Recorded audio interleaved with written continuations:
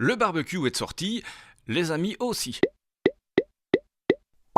Et avec les conseils de nos deux experts, vous allez voir, c'est du tout cuit. Allez, on va faire les courses.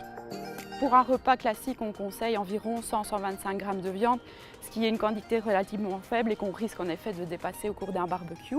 Donc c'est déjà d'essayer de s'approcher le plus possible de cette recommandation et de privilégier des viandes plutôt maigres. Alors le poisson peut être une bonne alternative, choisir plutôt des poissons à chair ferme comme le thon par exemple, qui vont mieux résister à la cuisson au barbecue. Pas de fumée sans feu, c'est bien connu. Mais pour la grillade, mieux vaut un feu sans trop de fumée. Souvent c'est du charbon de bois, de préférence épuré, mais surtout pas des morceaux de bois où on retrouvera un vernis ou de la peinture sur le bois parce que ça pourrait dégager des composés chimiques notamment.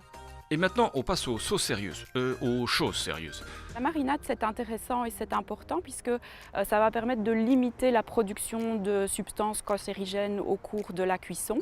Et donc on peut préparer soi-même une marinade à base d'huile d'olive par exemple, d'un peu de jus de citron, d'herbes, d'aromates. Le barbecue permet de cuire grâce à la chaleur des braises et pas grâce aux flammes. Donc on évitera de mettre des produits qui coulent et qui provoquent des flammes.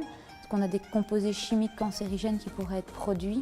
Donc ça c'est très important. Donc si on a des viandes qui relargueraient certains jus, on va les mettre dans des barquettes en aluminium ou dans des papillotes on va dire, pour éviter la formation de flammes.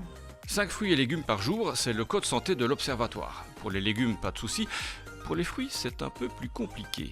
Alors un peu plus difficile, mais on peut penser à une salade de fruits en dessert ou pourquoi pas profiter du barbecue aussi pour réaliser des papillotes de fruits ou des brochettes de fruits.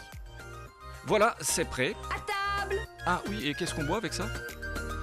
Alors c'est peut-être une façon de se donner bonne conscience en diluant un peu le rosé avec du jus de pamplemousse, mais d'un point de vue diététique, voilà, ça n'aura pas un intérêt majeur.